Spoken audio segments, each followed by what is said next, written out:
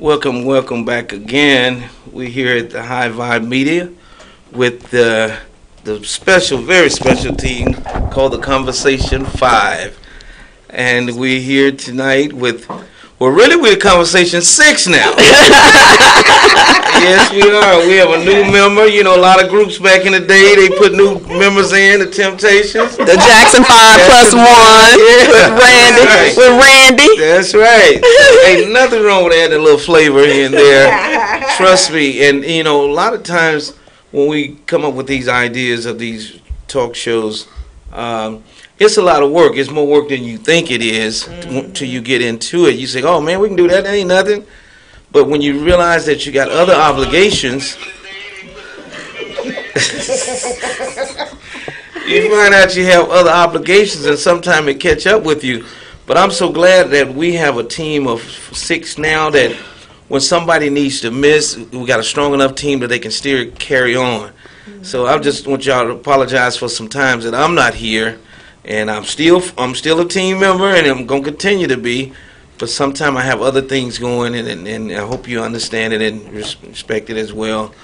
But I'm glad to be here. It's Monday night. I'm here with my cousin Mays, but we got a new name, Cousin Mays, and that ain't got me yet. But amazing Mays.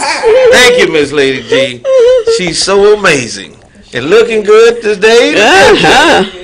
Well, we gotta get on some big TV screens.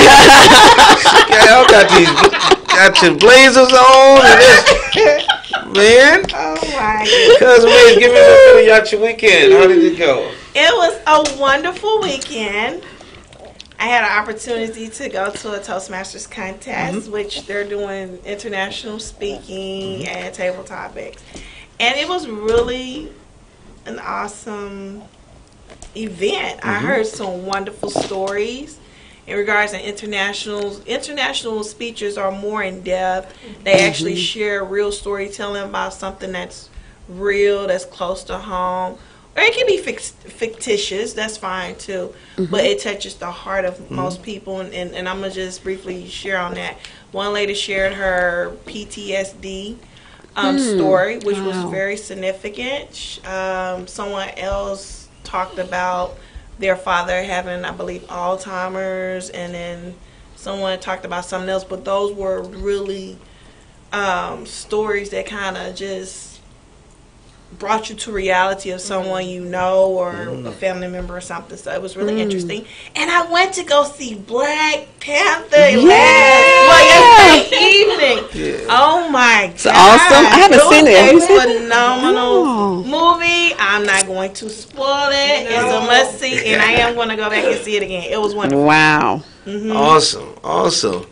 Mr. CH, the newcomer, a new impact here. I think you're doing a very good job. The first time you were here, I told him, I said, man, we need him. He's good for our show.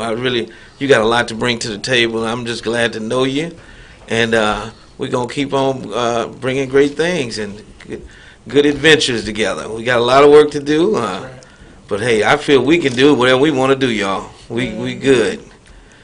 Give us a little bit about your weekend. Well, first of all, I just want to thank God for making it here safe. Gotcha. And glad to see you guys once again, and guys and gals. And well, my weekend, it was really a blessing. I had a chance to throw my father a birthday party for his 71st.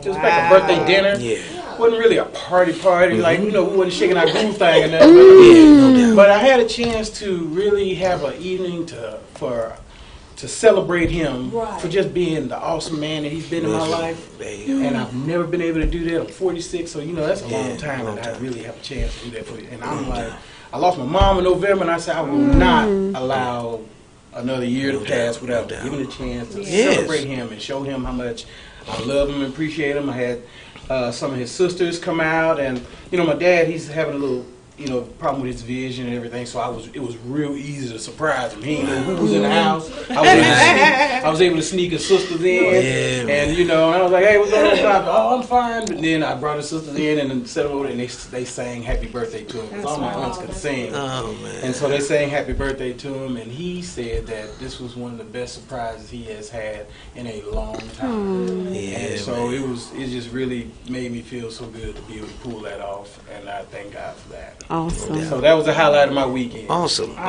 weekend. You, Lady G? Ooh, I really didn't do too much. I lounged around the house. After all that rain, I was talking about building the ark in the backyard. It was so rain. Really? It was. So I really didn't do too much of anything. Stayed close to home. Just took care of some stuff I needed to do there. Just really chilled out. I had Dr. Simone's little baby. My baby or your baby? Naming this dog. She's our baby. Yeah. So I had her most of the week, but so I was out in the rain. You know, because Sade has to be walked. She's bougie. She's bougie.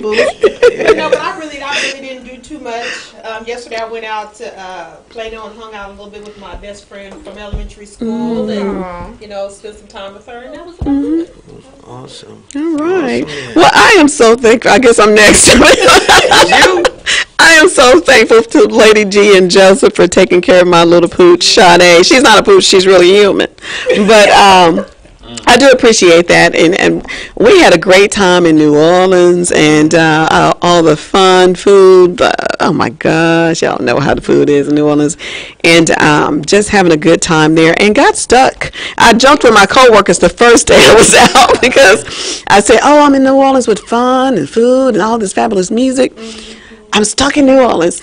I'd be doggone. The next day I didn't get stuck in New Orleans. It took me about 12 hours to get from New Orleans to home, and I had a morning flight, and I kept getting bumped off flights. So I appreciate Lady G taking care of my pooch while we were gone.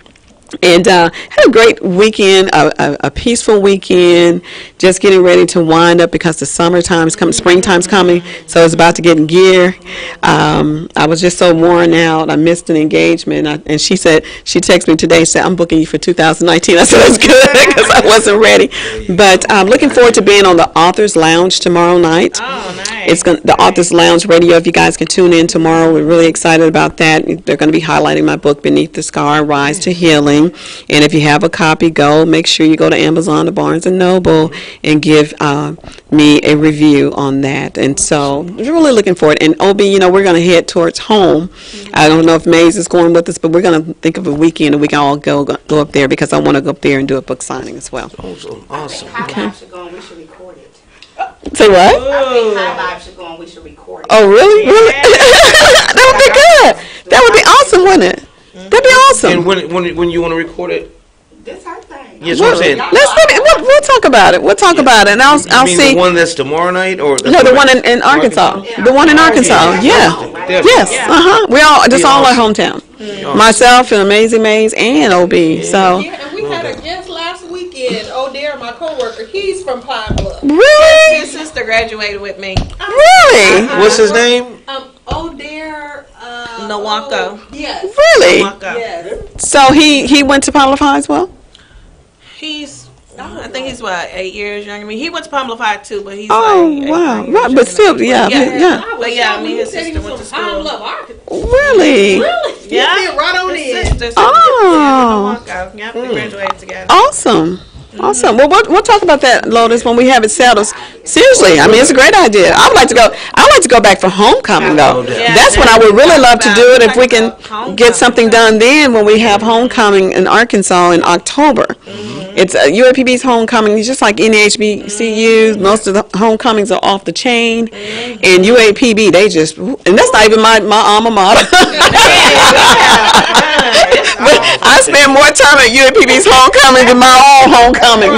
So, but OB, he's the one that has the market in that one. So we'll talk to OB about getting that set up for us. For sure. How was your weekend, OB? Well, outside of being a little ill, very ill, I'm still a little bit. I'm about 93% 5% back. But other than that, on the phone. Yes.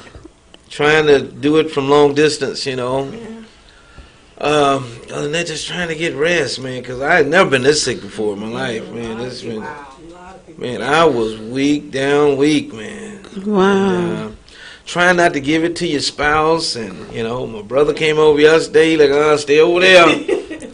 I was just coming to get something to eat and fix this. He fixed my surround sound. He didn't want me near. All right. I was broke down, but anyway, God is still good, and I'm still here, and I feel good though. Good.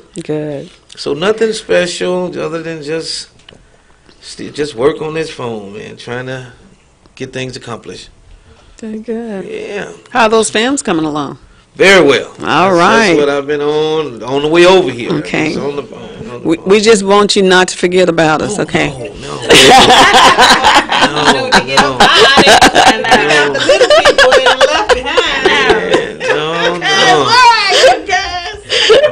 No, when I do it, we all do it.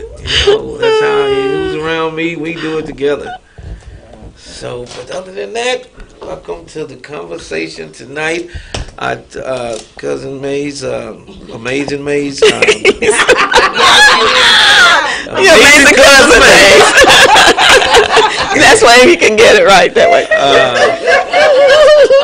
So one of the topics for tonight, we really left off last week on a good note. Ali, our topics for last week. Goodness, what was it? Dating for dummies. Say it again. Dating for dummies in our Dating for dummies. community. Yeah. And we did touch on community. We There touched you go. community. Do y'all want to pick up there for a minute before we get into the new deal? Is we good there?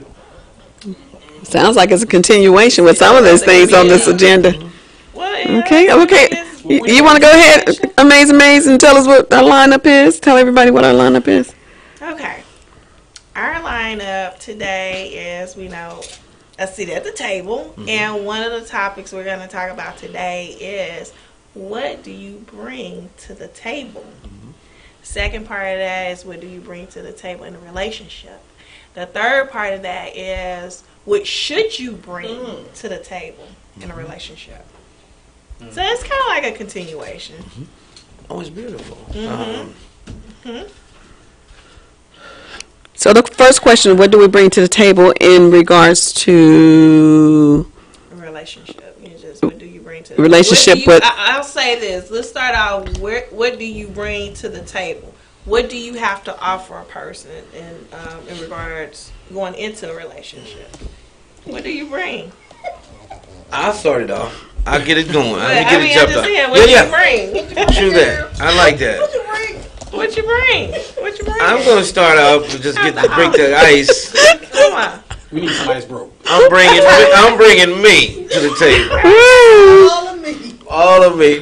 My deal is I bring to the table fun, joy, understanding, patience. Of course, I'm seasoned now, so Yeah, the average seasoned. person might Seasoned. not have all that.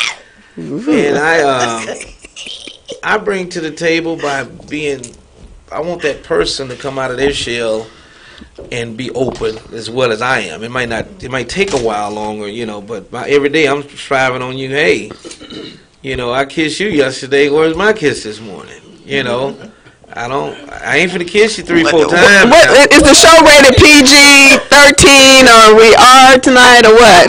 You talking about kissing over there? Yeah. What's the show rated I tonight? think every day should start with a kiss. We're PG-13. We're PG-13 tonight. Okay. Yeah. Sour every day. Well, they got candy and stuff to get that. In other words, after you brush your teeth, go and put some in your mouth. Walk around the house for a minute. I used to tell my friends in the barbershop when I walk up on one of them and they ain't right yet. I say, listen. And if any of them listening, they laugh about this. I will get a Tic Tac. I said, now listen. Oh, they laugh. We do each other like this. I will say, listen, now this one, put it under your tongue and let it just dissolve for a minute. Then the other one, I want you to chew this one, and then this other one just suck on it a while. And they be like, they look at me real crazy. I do it in front of everybody. And my thing would be, hey, excuse me, would you have one with me? What are you talking about? Just have one of these with me. I'm gonna take one with you. Come on. Nah, don't do that. Oh boy. But we do each other like that. We had fun with that, man. So yeah, but no, I think every day should start with some sugar and a hug before you walk out that door. Seems like it just puts you in the mood, you know, of knowing that your stuff is all right. So many people leave home lonesome. I mean, you know, don't have nobody to hug, don't have nobody to say have a good day, you know. That's what I bring to the table. It's just seasoning, you know, like Laura's. Wow. Yeah, sprinkle it all over there. Sprinkle. All right. You know, we have a viewer, Reginald Titus Jr. Anybody know Reginald? Well, Reginald made some great. Oh, well, we know. Hey, Reginald. Reginald said he brings love. He's a good father and supportive. He's still married and is working after 8 years. It's real simple, he says. Yeah, it is. So that's good. He goes. What he says is aligned with what you said, Ob. Yeah. Thank you, Reginald Titus, for joining in. Thank you, Reginald Titus. Awesome. I And want to hear from a lady's perspective. Yeah. we, I'm going to tell you why, because I remember back in my single days when I would have this conversation with a young lady, instant attitude. Really? Serious. Seriously? Instant attitude. So I just What wanna is know- that about? instant attitude. Yeah. Now, you got to remember, I'm talking about young when I was like in my 20s. Wow. You know, when still. when the folks was chasing the brother down, you know. Oh. Trying to get me on the lock. That's the first problem right there, chasing a brother down. Well, you know, That's the first problem, chasing a brother. I'm myself out there. CH ready, well, available. But see, CH, the thing about it is that the problem was they were chasing you. They shouldn't be chasing you. Should be pursuing them. Right, that's right. I hear the philosophy. I want to hear what y'all got to say. Because it was never a successful conversation. It was always, you know, it really would go bad. Oh, I guess you ain't ready for this conversation. I will. wow. Wow. All right, well, let me go. And I don't know if Mr. Davis, if you out there, you might want to call in. Let me text Joseph. Let me text him real quick. Joseph, call in. These are That quarters. number, so somebody might want to call. What's the number? I'm gonna. Okay, I know. I give lots and lots of love. I give understanding, Ooh, let me. and I love laughter. So I smile a lot.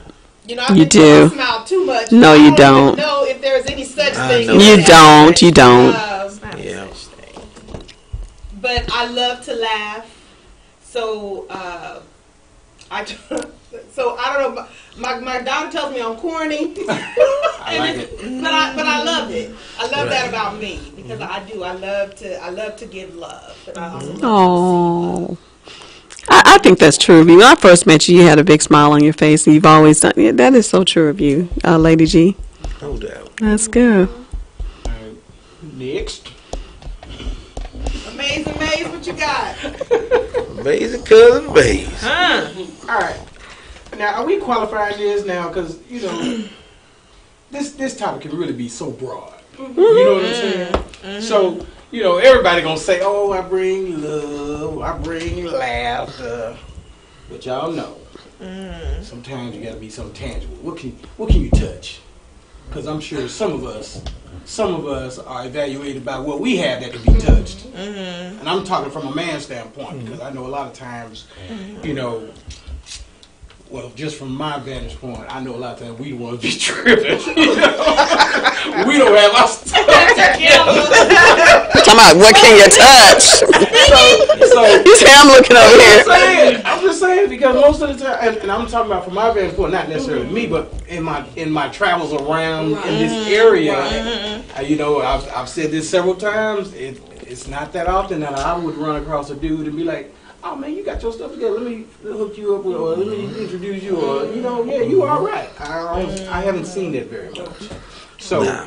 you know, I'm with that. and so I'm just, you know, I'm just curious. That's why I say something tangible, because I know it's not necessarily about materialistic things, but it could be about, you know, your focus, your drive, where you going, where you plan on going, where you plan on, if you had a family, where you trying to take your family, what is it, what are your goals and dreams, aspirations you have for whoever you're gonna take with you.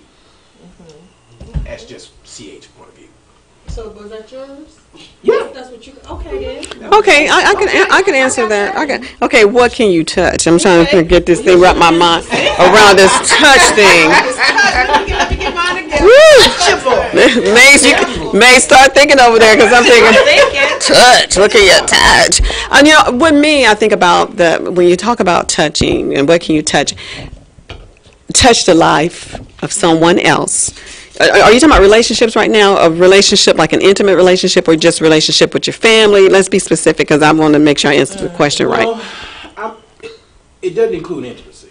No. When I say intimate. Right. So is it an intimate? You talking about an intimate relationship? What do you bring? Is that what we're talking about now as far as relationships, or we're just talking about relationships in general with family?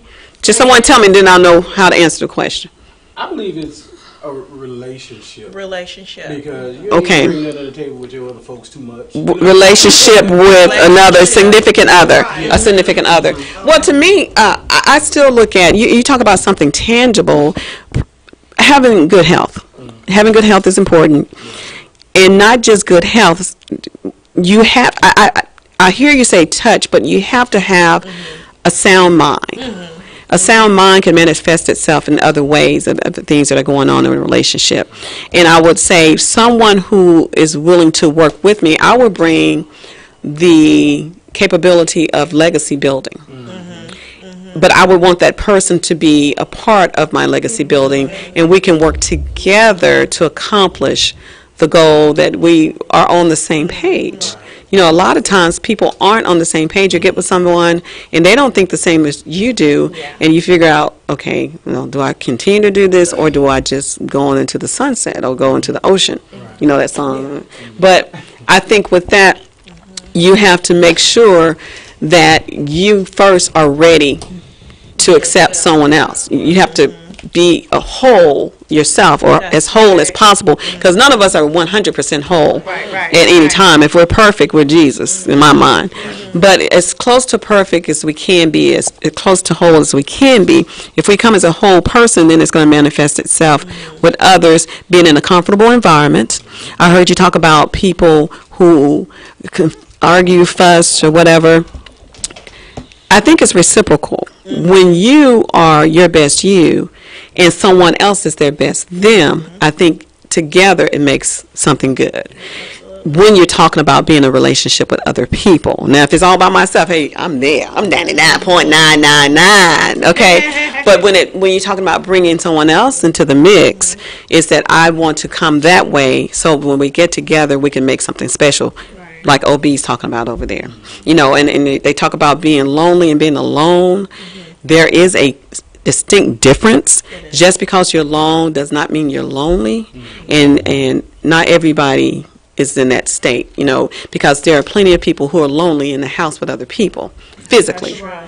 So you have to make sure that you have the right mindset, you have your body, your spiritual sense, the soul that you have within you, and when you have that together, what can you not bring to the table? Everything else falls in place. Finances fall in place.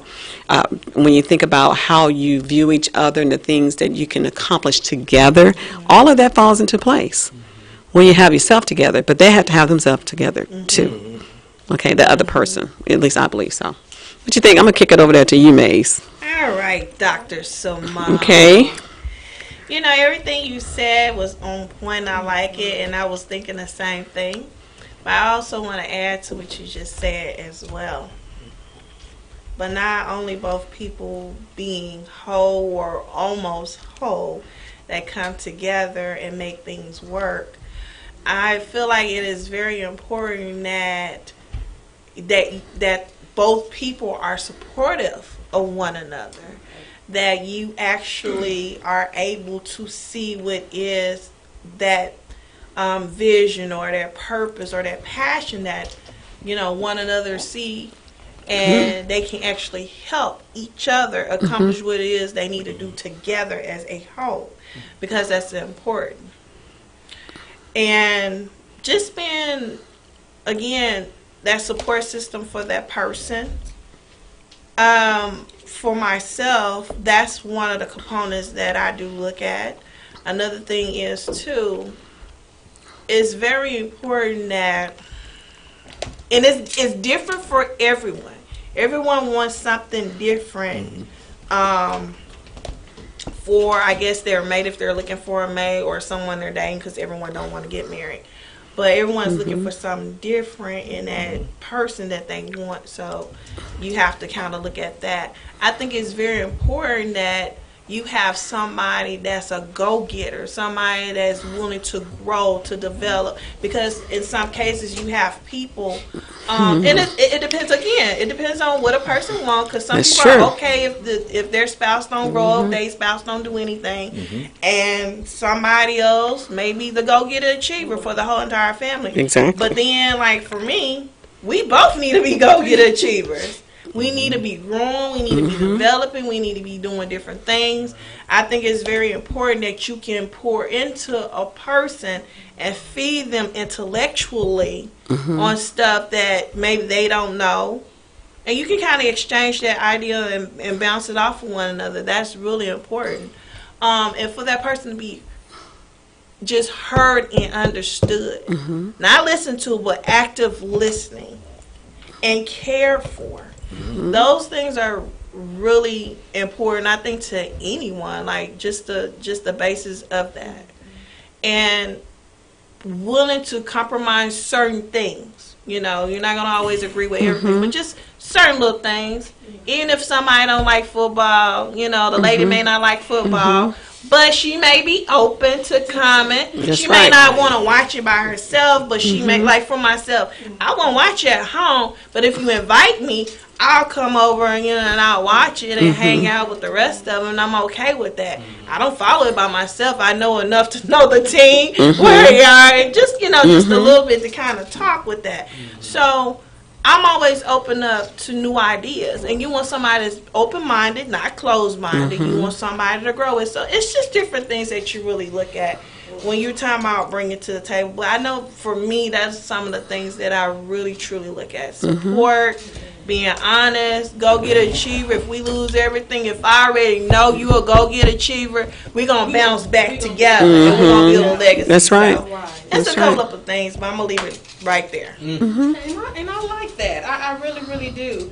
And just thinking back, you know, when I first got with my husband, now I'm just sitting here and I'm just thinking, well, man, it wasn't, I never thought about all that when we first got married. It's the golden years that we don't move into now, and it's just like I couldn't imagine doing this with anybody else. Right.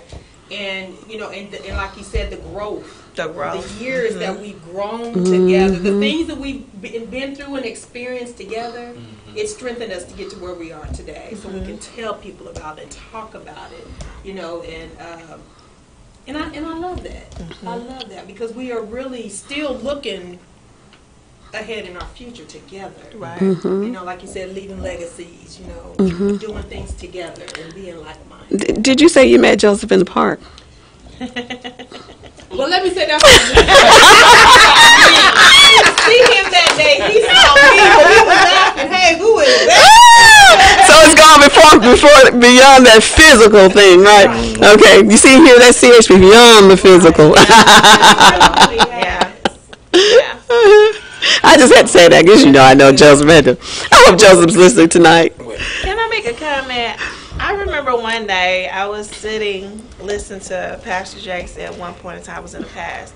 And something significant that he really said, he said when throughout him and Sarita's marriage, he talked about how when he needed her for like different things as he grew throughout the seasons, and she will always ask him, what is it that you need me to do this year, or whatever you need me to do, and she always adjusted to whatever it was that he needed her for at that time and during that season or that year and so forth. And I thought that was very significant, that she was very loving and flexible and very supportive of him because of all the stuff he has done and what she's doing now as well. So, and it was a lot of other things, but I thought that was really interesting. And it's good you said that because, you know, I do attend the Potter's House, and yesterday Bishop, he preached about when he only had one suit. And how his children, he said his first couple of children, they had to grow up on WIC when they were little because he didn't have all those things. He was a preacher, he didn't have those things that he has, well, you know what he has now. But he did not have those things, but he and his wife, they still had the love for each other, and they went from nothing to where they are financially now. And sometimes it goes back to what you talked about earlier. I won't say Cousin Maze again. Amazing Maze. It goes back to what you say, okay, are we going to be in this? It's like a ride or die. Yeah. I need a ride or die that's going to go with me, and we're going to do our very best to accomplish the things that we need to accomplish. But let's say we fail at something. You're going to need someone who can help you. You can help each other. You stumble, you fall, you get back up together, and you move forward. You don't need anybody who's going to run out on you when you need them most.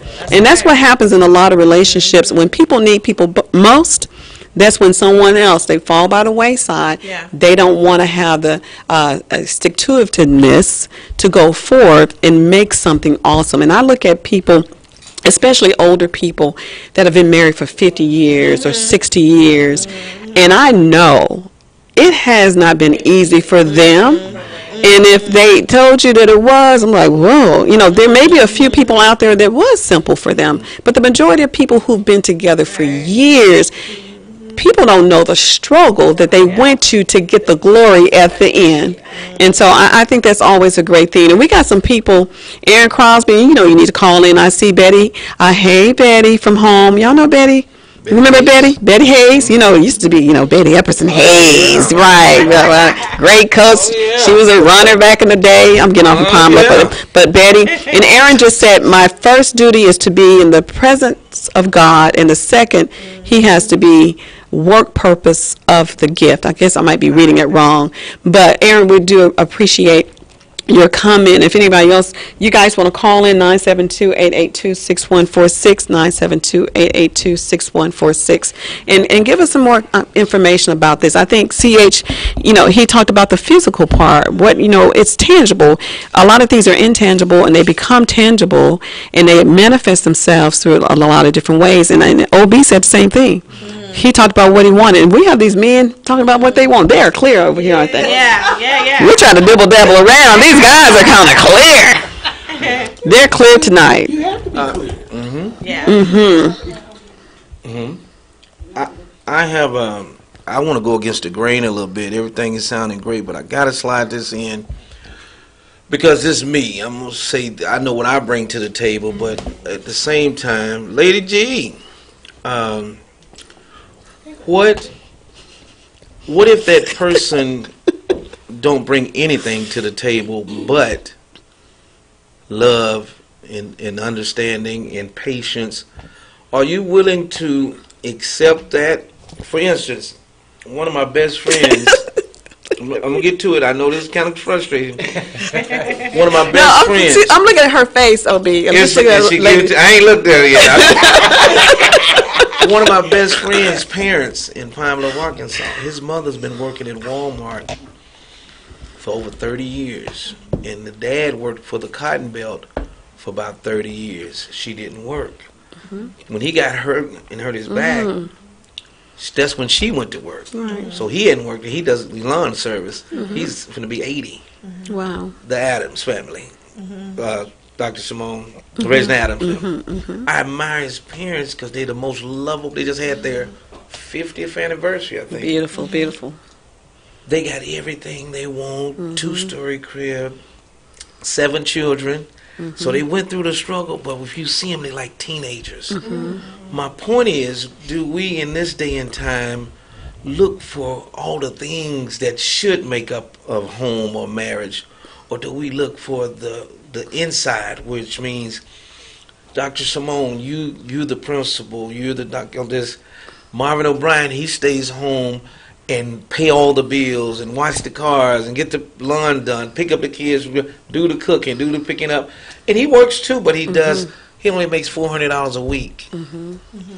Is there still, is that bad, or is that, do we look over that and look for just, you go out and you got your degree, you good to get a good job, and you go out, and these baby, we got kids in the private school, but at the end of the day, is that home? Is that husband and wife, do they have that lock right there, you know? Or don't quit that job now. You know what I'm saying? Or should it be like, well, baby, is it stressing you out like that, baby? I can't stand where I work at. Let it go. Can you tell your spouse or your wife or husband, baby, let that go, because it's affecting everything around here. It's like putting oil in the gas tank. Let it go. Take you some time off. I got this. Are we willing to work with that? Or are we strictly about work? Yes, more money. So that's the question I ask. Is there? Can we really truly say that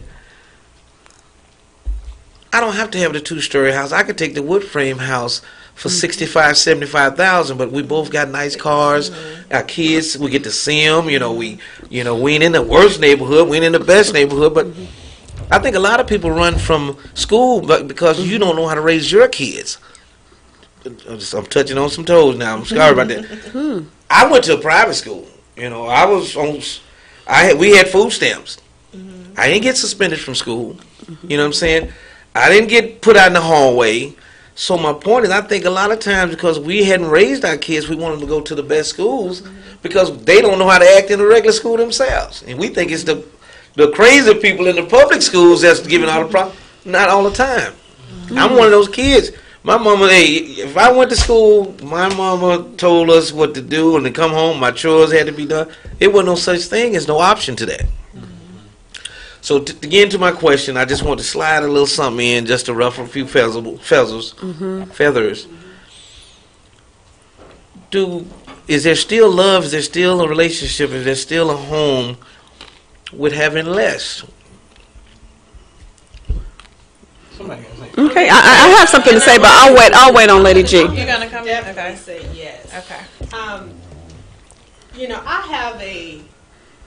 I have a nice home, and it hasn't always been easy. But I also have a smaller home that I own, and I was as content going to live in that house as long as we was together. But my husband, he had decided, for us to move to Dallas, and it didn't matter to me where we was at, just as long as we was together. No doubt. And so, when we first came back from Kuwait, things was really tight. Things was really tight, and it was hard finding a job. So we struggled. After we had been overseas making really good money, we came home together, but yet we was together in that struggle together. And I think that's by the grace of God. That's how we made it, because we looked to God for everything, because we didn't know. We didn't know when or if anything was going to come through for us. But yet in that, we stayed together. We went through that struggle together. And I think that was the thing, was that we trusted God for that, through that struggle. And He blessed us on the other side of that struggle. So, it's not about so much of the material thing. It's about that oneness together and just really trusting God through whatever it is you're going through. I've never been a real materialistic person. I don't have to have the best of everything. As long as I know that I have His love and His attention, His understanding, that's what drives me to want to drive home and run through the door and see that He's there every night. I'm glad you said that, because Etta just tuned in. You remember Etta? Yeah. Etta just tuned in, and one of the things she did say, she said God must be in the center. And that's the same thing that you just said. She had just typed it in, and you just said that. And I truly, truly do believe that. I'm glad you asked that question, because it can go both ways. When you think about being with someone you care about, your spouse or your significant other, however you want to frame it, it's important that you have each other. You have God, the love of God. You have each other. Because I think about Luther Vandross in a song, a house can be a house and not a home. I'm in a different mode, because I was married and divorced, had the big house, married a house that was not a home for some parts of that marriage. You know, I got a home now. I'm by myself with the Lord, you know, but I have a home. And so, but the flip side of that as well is a lot of times, you know, you don't look at things that are financial or just a tangible things just to acquire those things, but there's nothing wrong with that either. It's almost like they say it doesn't make a difference how much money you make. Anybody who makes under $75,000, doesn't matter. Between $75,000 and $250,000, regardless if you make $75,000 or $250,000, your life is about the same. But once you make over $250,000, that's when things start changing for people financially. That makes a difference, that you can really see the difference in what they have. But regardless, to me, if you're going to work together and you're content and you are happy with that, somebody may be happy and content living off $40,000 a year, and they're happy can be. I think that's good. But if there's someone that says, I want $500,000, or if I want $1 million, we shouldn't mock people from one side or the other, whether you have $40,000 or $30,000 you're living off a year, or whether you have $400,000 to $800,000 to $1 million a year. It's all an individual person's preference of what they want and why they want what they want. And so I just look at it that way. Good lady. I like that. I know from men and women, we'll have a different viewpoint on that. But I like what you said, because, I guess if you really get to know somebody, don't rush. If you let's say if you're dating somebody, y'all not married yet, but if you view this person as somebody you can marry, and if you see what he's into, where he's going, what he's doing, and then you focus on what you're doing, where you're going, eventually, as long as there's a respect there, and you can get along and not be jealous of one another, because that jealousy will turn. Yes, it will. Because some guys, they can't handle their woman making more money. Yes, that's right. And we know a lot of times the women gonna wind up making more money than us men sometimes, and that's fine. You know? But I know that people have to really just respect one another and try to get along, because it's hard to be with people. You know what I'm saying? Especially when everybody got their own little funky ways. And things that, we just said it. But I think that as long as there's a certain respect that's given both ways, I ain't talking about when y'all mad at each other. There still has to be a certain respect. Right. And you can really get through anything. You can get through anything. Especially then when you got them kids involved. You almost need to forget about yourself. You got to start thinking about everybody else. Right. And, you can pick yourself up on the back end. But I just, that's just my viewpoint, because I know none of us are perfect. All of us are strange in our own way. But I know for a man, as long as he don't feel disrespected, it doesn't matter if his woman or his wife makes more money than him. He'll do everything you need done. That's true. And he'll be that hero if you want him to be. But if you make more money than him and you sliding out some disrespect, that ain't gonna work. Wow. That's not gonna work. Yikes. Dude's gonna be like, whatever. He'll be checked out. He might be there. He'll be checked out. That's so true. So That's good. Yeah. Okay, we're waiting for callers to call in. 972-882-6146, 972-882-6146. Call us, guys. I definitely like what everyone said.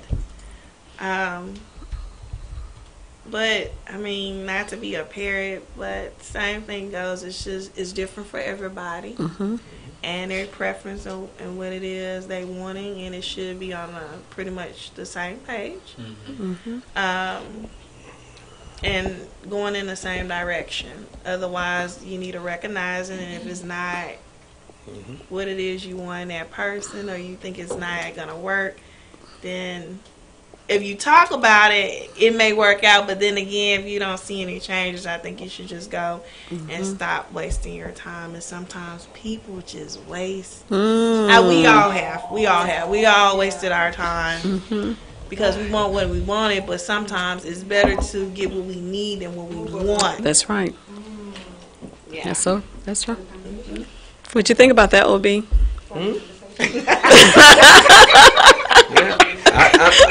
I was trying to make sure I didn't say anything. Oh, it's Ada. Hello, my classmate Ada. OB, remember Ada? Hello, Ada. Remember Ada, our classmate? Yes. What's up, Ada? Tell her to say hello. How are you? OB says hello. Hello. You remember OB? He's OB now. You know, he used to be Marvin. All right, OB. You know, I'm Sheila. I used to be Sheila. Remember that? I'm Dr. Simone now. How you doing? Thank you for calling the conversation. What were you going to say, Ada? Basically, I was just chiming in with, like you said, God really has to be the center. And some people say, you know, we can always say that God thing, but, you know, when you put God first, He's going to change it and move it. He's going to give you the wisdom about all of it. And at the end of the day, it's not really about the finances or anything. You know, you're always going to love each other, but at the end, you got to learn how to like each other. I know that's right. Love each other. Yes. Always love each other. And, you know, with God being the center and you just stay focused on Him and not the issues, and you trust Him enough, He's going to help ride the storm. That's how those people have lasted 40 and 50 years. Because each person I asked who have been married for that amount of time, they let you know that it's work. And we just don't want to put the work in that they did. We just want this fairy tale marriage that don't exist. That's right. That's another topic in itself. Fairy tale marriage. Look, Amazing Mazes. She's writing that down. We got another topic for one of our shows. Thank you so much, Etta. Anything else you want to add to that? It just remember, Satan is always attacking marriages. And, you know, he's always attacking the marriage. He's seeking who he may devour. He's going to go after marriages because he hates love. He hates for people to be together. And the people, and I think while we have a problem in marriage is another thing. I am married. I lost my first husband, but I'm married again, and I'm glad I have the wisdom that I have. You know, we always want to be like, we put our pride. You know, one person more prideful than the other. If a man go out and do something wrong, you know, we so prideful as women. If he do that, no, I'm not going to put up with that or that. But you're going to put up with something. And you're going to believe God to change it or He's going to move it. You know, we got to learn how to put that pride aside. All right. Are you an evangelist now, Ada? I'm not, but I'm in the realm. All right. Look, with Lady G, she just heard it. She just said that. She said, you're preaching over there, and I do agree, too. Anybody else, do you have a question for Ada? Anybody? Keep on doing what you're doing. Just for the guys, you know, my question is always, you know, women give so much, and they provide so much. Why is it so hard for you guys to forgive women? Woo! So we forgive you guys all the time for yours. Woo! You just started something, Ada. That's hot. Oh, Lotus has all ears open. Our producer has all ears open, so let's see. Guys, if we want to hear from OB and CH on that while Eda's on the line. Eda, you know, you're a part of our show tonight. You're the seventh person on the Conversation 5 plus 2. I say the reason most guys, and I'm going to say myself, don't forgive is because we never think that what we do would ever happen to us. Wow. Okay. You know, we think if we mess up, well, my girl ain't gonna mess up on me, or we never look for that. So when it happens, it rips us apart so bad to where, man, look here, we don't trust no more. I'm talking about no more. You know, I mean, we'll get back with that person, but we'll always say, "Where you been?" It don't take all the time. They ain't never practice up in church that long. It's 9:30. Yeah, you can tell somebody else that. But we're still going to love them just the same, but we're not going to trust anymore. It'll take years. Wow. Years. women are we're so much more resilient. To trust you, right? Y'all, that's why y'all You better want us have a to forget relationship. what you did and trust you and let you go out and not question you being there. Exactly. I just think as a whole that women are more resilient than men. I think we're so used to bouncing back from so many things, and that's just one of the things that women bounce back from. And then a lot of things, I think it's just been the status quo, or it's been the double standard that's been around since the beginning of time. When you talk about women versus men, or not versus, but women and men and relationships and what men are allowed to do. You know, there's this saying that a man can get on the ground, roll around, get dirty, get in the mud, get up, he's still a man. But a woman can get on the ground, roll around in the mud, get up. She's everything but a child of God. Okay? So it's called double standards. And so, but I want to hear from CJ. I want to hear from CJ. I want to hear from CH. He's going to be a J by the time he answers this question for you, Etta. Okay, CJ, what do you think about what Etta said? CH. Well, I think women have a characterization about them that men just don't have. It's that nurturing thing of being a mother. You know, I think that element in a woman is just what allows a woman to be so much more resilient, as you say, than us men. You know, sometimes we just knuckleheads. You know? And I know that, you know, for us, we're so scared and we don't want to be hurt. And it's like once we get exposed and we vulnerable, it's hard to come back from that. You know, I think especially when a man, if a man feel like you done drew his blood, you know, whether it's in his emotions or whatever, I think a man's pride is just so damaged. I think it's hard to come back from that. Wow. I mean, and that's just my thoughts of it. You know, not to say that we don't want to, but I think it's just hard for us to heal from that. Especially, like I said, sometimes the pride is all you got, or so we think. But that don't mean it's right. Okay.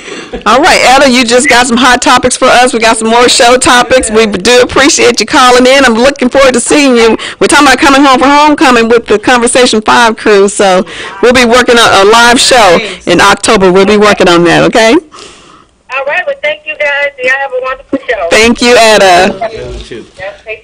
Thank you.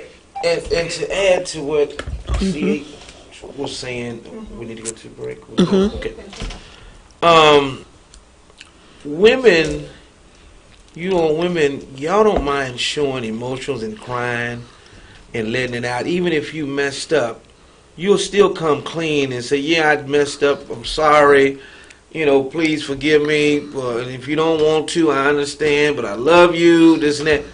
We totally different. Get away from us.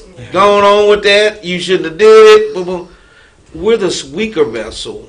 They put us as the strongest, but when it comes to women, y'all are very strong to me. My grandmothers and great grandmothers, my mothers, my aunties, man, I've seen them go through it with their husbands and all this. Y'all can take a whole lot, and then, but I think men.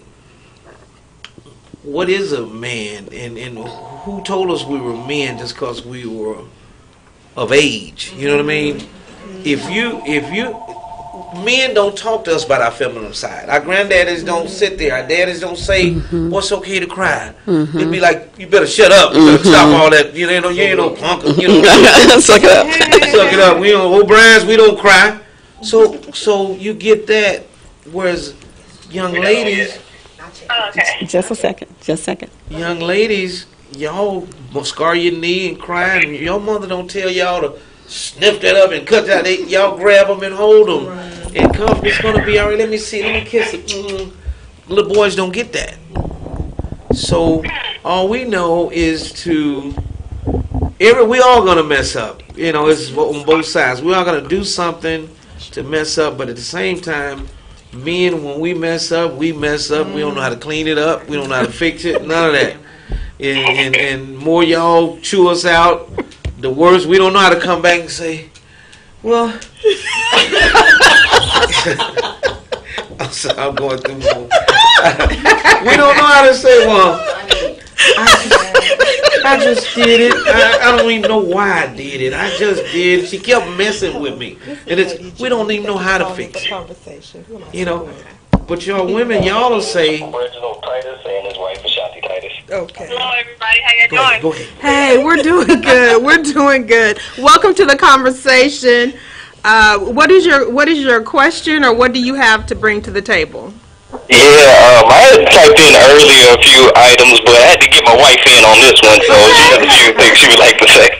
Okay, that's Reggie. Okay, y'all.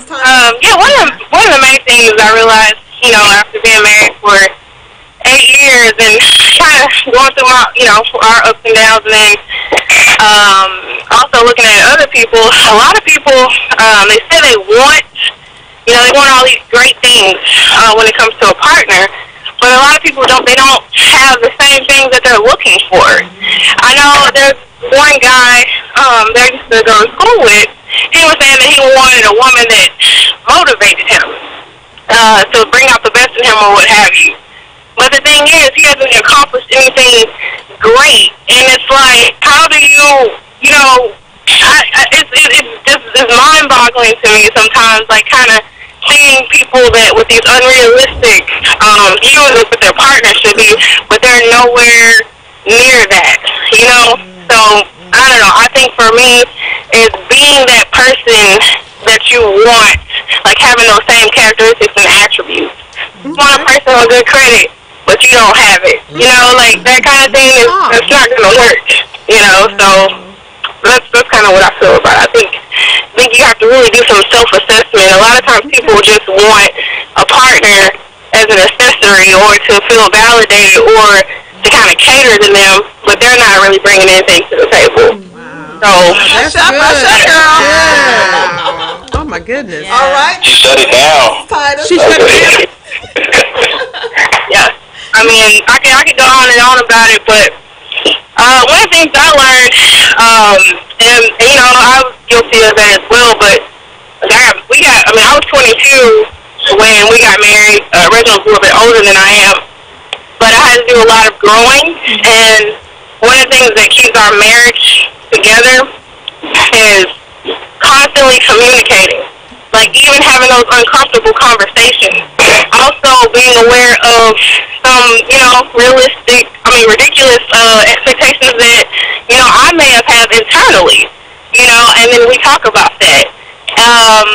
And that's the thing, but you have to be willing to have those hard conversations. Okay. If you're, like, ultra sensitive, and, for example, like, a lot of people, I don't know how deep I want to get with this, but, a lot of people, they fall when it comes to, like, infidelity and stuff like that because they're not communicating with their partner.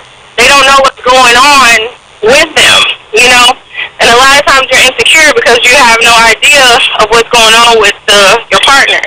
So communication is, like, crucial, but you have to have those hard conversations, So, I could go a little deeper, but I don't want to say too much. Okay. Well, thank you so much. Did you have anything, Mr. Titus? Oh no, that's it. I concur. I think that's you can let us take a rain around with it. Kicked off. Okay. Well, look, we're gonna take a quick break, and we're gonna come back, and we're gonna start off from where you had what you had just spoke on. Okay. All right. Sounds good, y'all. Thank y'all. Good show. All right. We sure appreciate you guys calling in. Thank you. And excuse me, the Titus family. They gone? That's okay. They're listening. Go ahead. I want her to come back with what she didn't want to say. I want to know. Don't just go off the air. Yeah, I want you to go. For air. Yeah, okay. Well, just fix it up best you can. Yeah, okay, we're gonna take a 5-minute break. We'll be back in 5. Join us again in the conversation.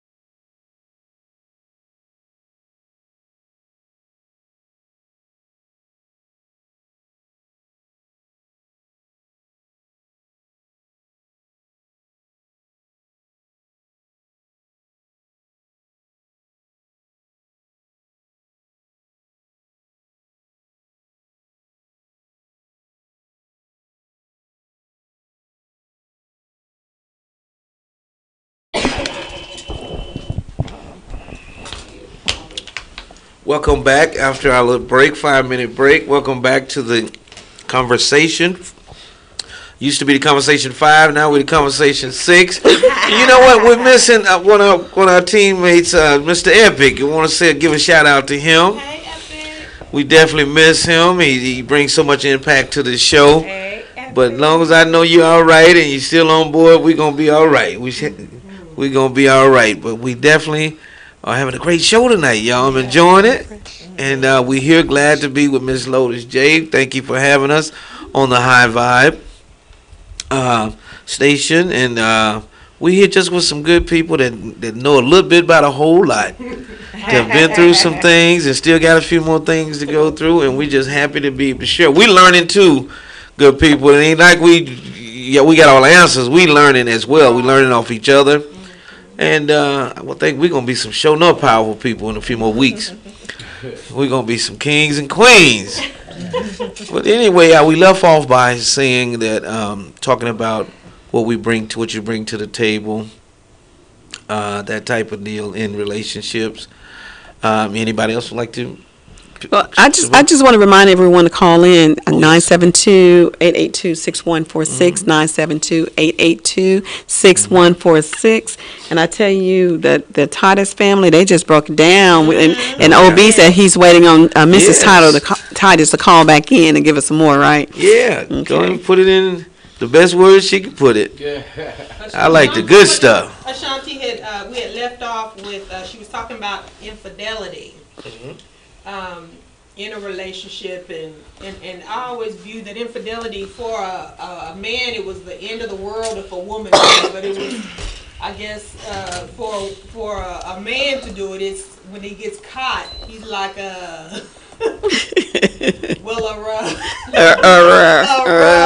yeah. And we're supposed to always be, forgiving for that. So how do we as women, like I say, I think that we are we're not the weakest.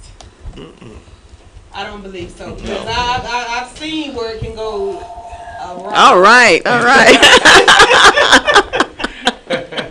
It seems like it's okay for the man to do it, and until he get caught, then it's like they don't want to live another day. No. You We don't know how to handle it. Yeah, you don't know how to handle it. No. All right, our homeboy Aaron Crosby. What's up, Aaron? Hey, how's it going, everyone? Oh, doing great. Thank you for calling into the conversation. I know you've been listening to us, so what do you have for us tonight? Hey, I have an abundance of information. I just don't have time to share it all. But as far as like relationships, it's like whatever you bring to the table, it's not what you bring to the table. It's like who you are, when you're a king's kid, and your mate. When you find your mate, God will bring that mate into your presence. So you can't blame him. Just like if the relationship don't work out good, you can't say, well, God said to the wrong person. God will never send you the wrong person. He will bring a person into your life that will be, like I said, when a man chooses a wife, he chooses a good thing, And so the first thing that a man has to do is be in his presence. And then secondly, he has to work. When I mean by work, I'm not talking about a job. I'm talking about working his gift, qualities, and talents, And so when he's working his gift, qualities, and talents. So Aaron, do you think, hey, Shannon's calling. Aaron, do you think that with a lot of that is that God directs men to find the wife, but sometimes men, they look for other things in finding that woman, and then sometimes women don't hear from God and they just marry any Joe Blow? What do you think? No, I don't, not at all. Okay. See, think about it. When you want a mate, you have, like I said, you have to be in his presence. And then you have to actually pray for what you want, and he will give you the desires of your heart. And I'm just going to give you an example, I was in a relationship earlier, a marriage, and then when I got married my second time, I I prayed, and God gave me exactly what I prayed for. I said I wanted an educated woman. I wanted a woman who's indulgent in recreation and everything, like partying and drinking and smoking and none of that kind of stuff. I wanted her to be religious. I wanted her to be smart, and he gave me exactly what I asked for. And so, did you do that the first time, Aaron, or is it just the second time that you did it? My second time. Okay. I didn't choose. I told him what I wanted, and he brought it into my presence, And so, when I asked for what I wanted, and then the young lady, he brought her around me where I was able to choose, and I knew that was the one right there, Different signs, Matter of fact, we had a huge dinner last weekend at this restaurant, and then I was telling about how I met my wife, how I actually was checking her out for a whole year, and she didn't even know it. Wow, you never know who's watching. Never, I said, all right, I see her, and I wanted to talk to her. I didn't know how to come to her, but I knew she was going to school and, finna graduate from UAPB.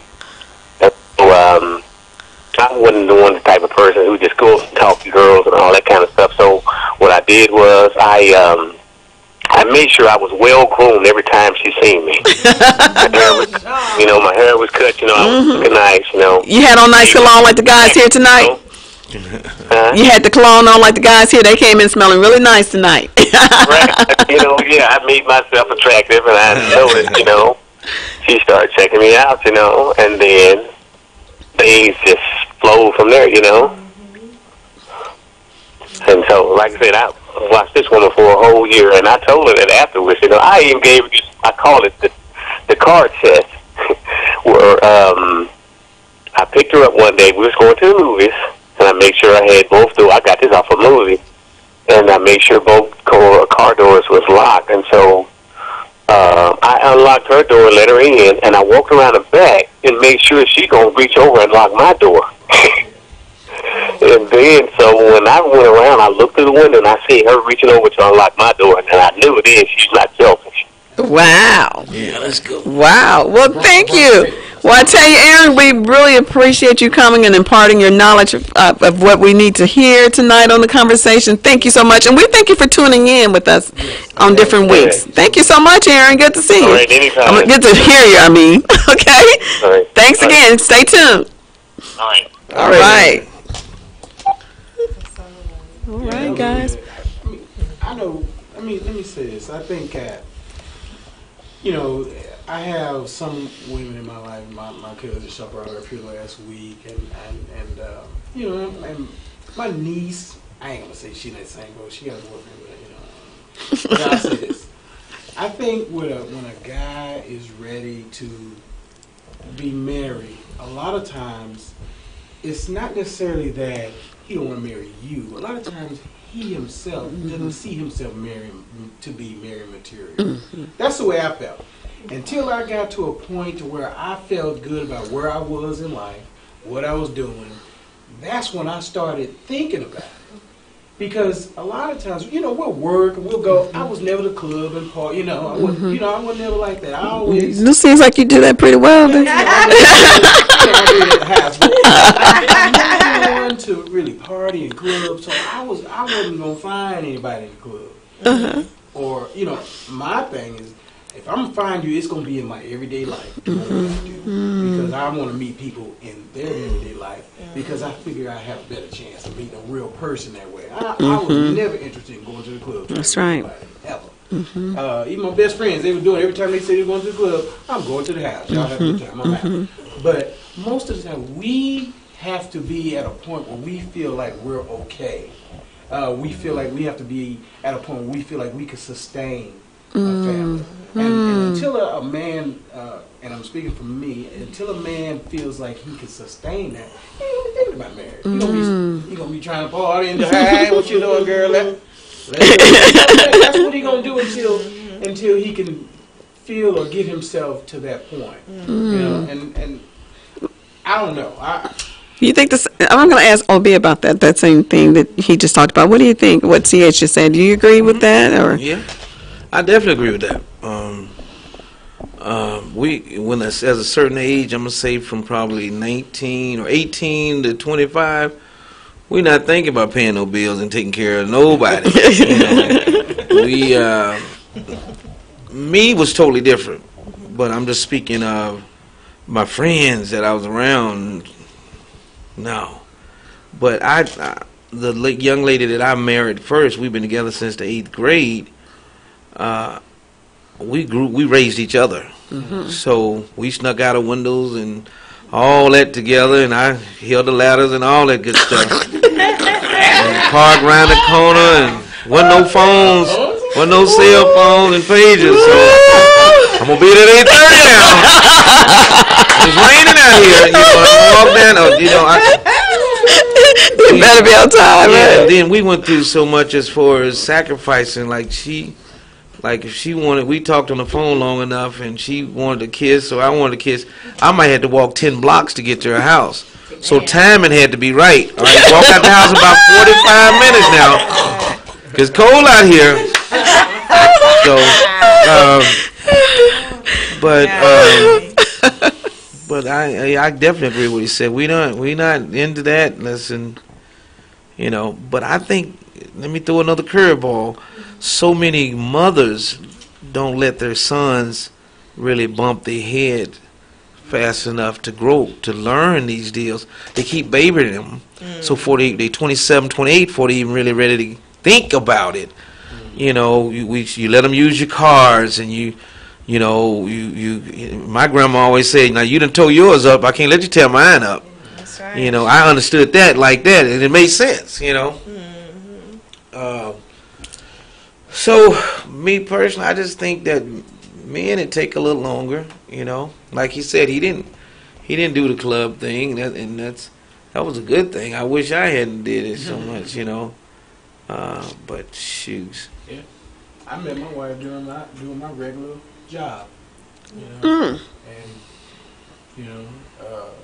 I wasn't even looking for a wife, but she was my girlfriend for a long time. So she hung in with me while I was still trying to develop who I was. Yeah. Let me ask you a question, CH. How long is a long time? I know it's different for everybody. So you said a long time. How many years did it take? Let's see. Because a long time is different for different people. Right. Well, I met my wife in '96. We got married in 2002. 2003. Sorry. But during that time, I was just developing. Right. And so when I got to a certain point, she was still there. She was still,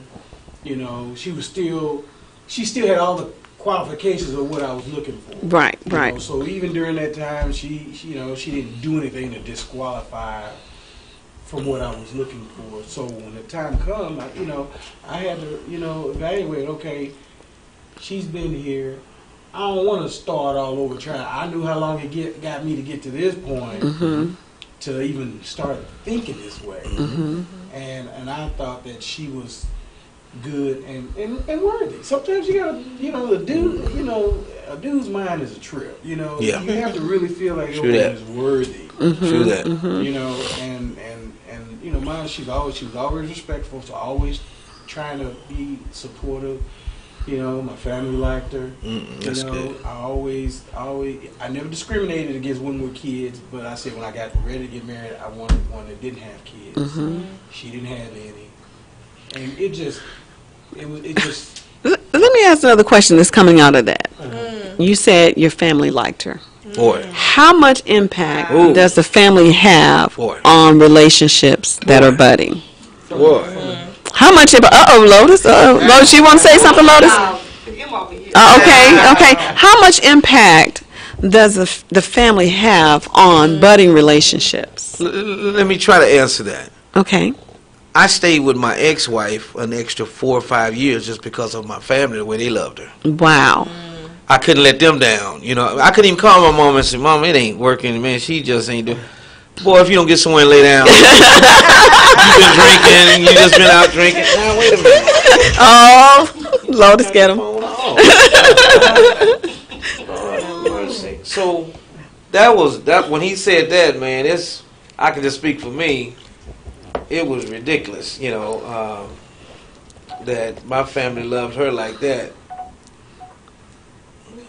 Well, I'm glad you said that because I didn't mean to cut you off, CJ, but if we can kind of, CH. That's like Maze. CH. I didn't mean to cut you off, but just like with a budding relationship, I think the same thing can be said. I was married for years. In fact, I got some of my ex-husband's relatives. They're my relatives. They're listening in tonight. I was married a long time, for decades, okay? But the thing about the divorce, for me, one of the hardest parts of my divorce was not just divorcing him. It was the family.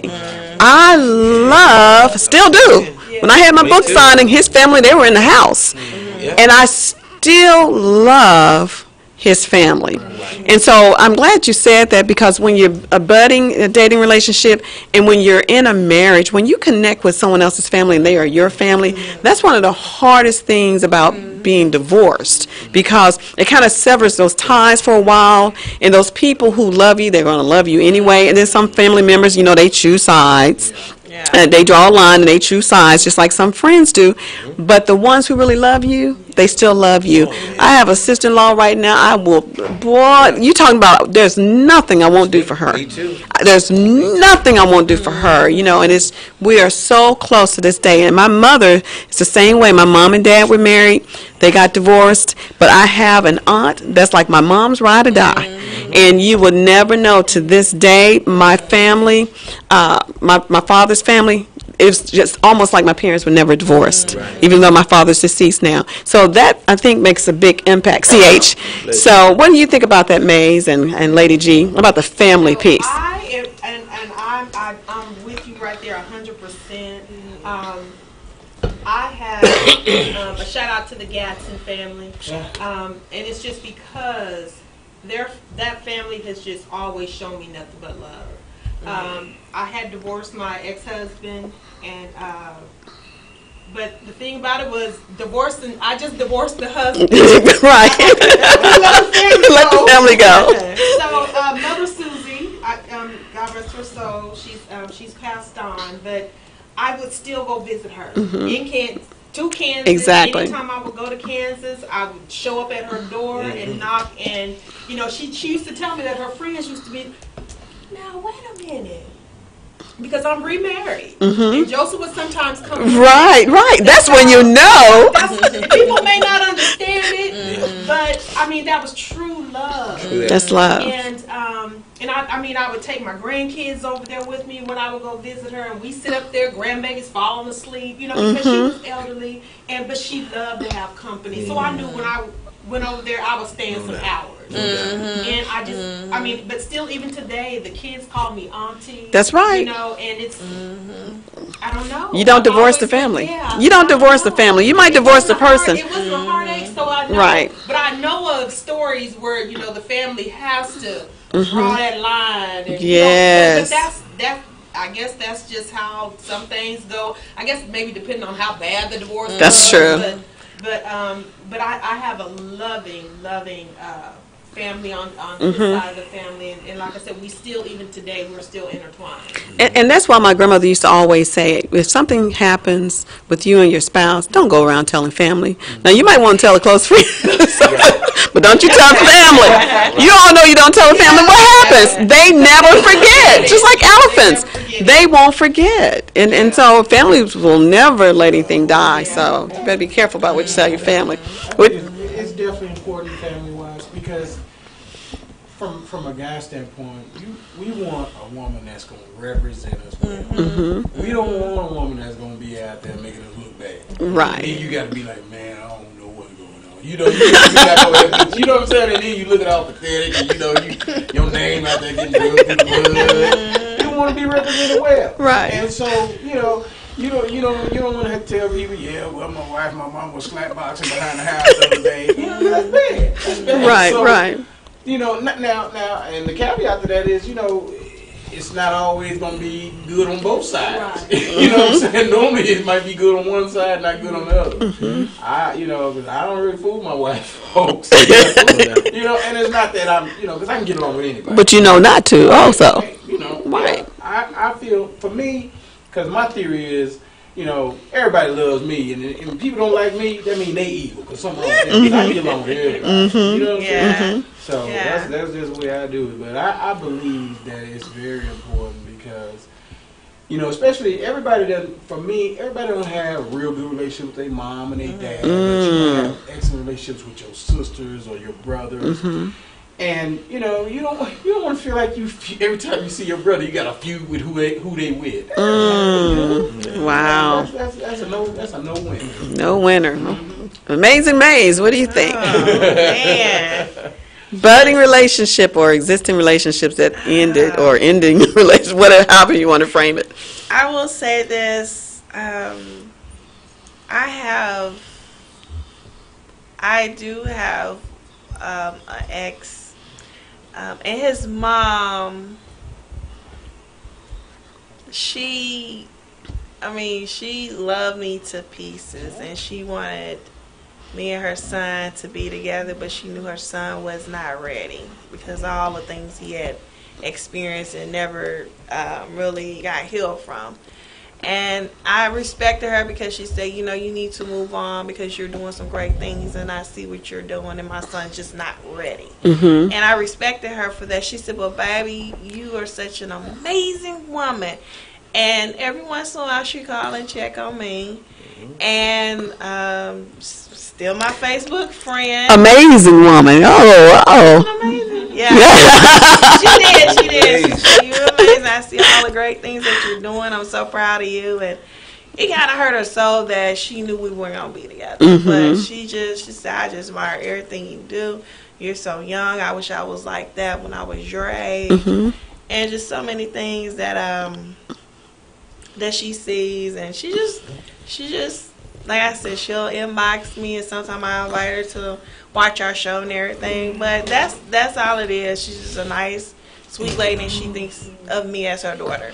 So that's it. But I'm telling you, me and him, never. Wow. Never again. No. Well, I'm gonna let that had a lot. That did me in. So, yeah. Gotcha, Amazing Maze. Okay, I have a question for you. Etta's asking this question. I'm gonna let OB answer it. OB. Etta says, what if you are married? I can't wait to hear this answer. What if you are married and your ex is still hooked on you? Should you go around the family? Yes. Okay. Yes, I think you should. Okay, so you're married. One person's married. Listen to the question. Am I married? No. Okay, listen to this. Okay. So, say, for instance, a person's married. There's a woman. She's married. Okay. And her ex is still hooked on her. Should she still go around his family? And she's married. She's married to somebody else, though. I think so. Okay. I still do. Okay. I think so. But the ex, the thing that she's saying here, the ex is still hooked on you. That's the piece I'm looking at. That's a good thing. Ooh. Okay. That's a good thing. Got away. Still hooked. That's what it is. The one that got away. One that got away. Let me say The ex is this. still hooked on him. I mean. Yeah, let me say this. Let me try to answer. So my answer was yes. Okay, still hooked. Now- And the person's already married to somebody else. Yes. Please Yeah, explain. but then let me Oh, explain. I'm like this too. Whoa. Believe it or not, if you were married to someone and it didn't work out, you're still hooked. You just out of sight, out of mind, and you overlet what just got y'all disconnected. Overtake. You understand what I'm saying? Overtake. Don't ever think now if that person didn't beat you and just dog you out to the dogs, that type of thing. There's always gonna be something. That was your husband. That was your wife. You like right now. If I see Paulette, I still want a hug, even though her husband is right there. But I'm not gonna kiss her on the jaw or anything like that. But as far as I'm concerned, there's still feelings there. It just you don't have no reason to explore them. But now here's the deal. Let me say this for instance. That makes sense. Let me say this for instance. She's married. You're married. But for her to show up at my mom's funeral, or my grandma's funeral. Okay, I got that. Everybody knows that used to be your wife and your husband. Everybody that's there, right. Their wife, and y'all, there's gonna come a point she or you gonna walk up to her to let her know that you appreciate her coming. Right. You looking good, you know. And I just want to thank you. And listen, let me tell you when. But Etta says, what if your husband is against it though? Or if he's against it, then no. You can't. You have to soon. You got to soon back off from all that. Okay. You have to. You don't even. There's nothing you can say after that. If the husband is not with it or the wife is not with it, you have to learn how to back off and only see them when you see them out on the streets, in the grocery stores, and stuff like that. And I respect that. But as far as nothing is there, I don't believe that, because all she needs to do is say these words: "Are you okay?" Mm-hmm. Your wife could be sitting over there, her husband could be sitting over there. You're going to feel that connection coming back, that static that y'all had back in the day, even though you're not trying to go back there. It's just that one-on-one that he's concerned or she's concerned, and they drove 6 hours just for my mama's funeral or my daddy's funeral, my grandma's funeral. They care. You know, they care. And you can fake it all you want to, but there's still feelings there. I guess I just got stuck on. I understand that, and I've even done that myself. With the family, if someone in the family passes away, of course you're going to be there. But I'm thinking about a family barbecue or something, or a reunion, and let's say you don't even have kids by this person, and you're married, but that person's still hooked on you. Do you still put yourself in that situation when you're married and you know they're hooked? Etta, you might want to explain this, because to me, when I say hooked on, that means that person still has a romantic interest in you, even though that relationship's over, that they still do. And even though you're married, they still have that romantic pull, I would say. So what do you do with that? You asking me? Yes, and Etta too. Here's the deal, Dr. Simone. It's going to make you tick. Switch a little hard. It's going to make you tick. It's going to make you tick. It's going to help you with your relationship at home. To know that his sister and them came up and said, "Girl, you know that Negro still crazy about you. He been watching you since you been." No. He treated you bad. Look at it. It's almost like Color Purple at the end when his sister and them came to get him. Daddy Love just sitting over there like this right here. Mister. But guess what? She talked to him the whole time she was leaving. She still loved him. You know what I'm saying? Even though he did her like that. Right. But she told him, "You're never gonna do right till you do right by me. But you're never mister, gonna be nothing." Woo. And it's really nice when you look good and you go back. And look here, I hate to say it, but that's your what they call it, Lady G. You get your revenge. Revenge? Even though you went through a divorce, you messed up or whatever. Now he's sitting there wishing he still had you. I'll tell you what it's called. I can speak on this. I can speak on this one. Okay, you guys remember the movie, Why Did I Get Married? Yes. The 80-20 principle is what it is, okay? Okay, you got a 20 while I'm an 80. You messed up this 80, and now you're going away and you got a 20. Oh, that feels so good. Now stop right there, Dr. Simone. That is true.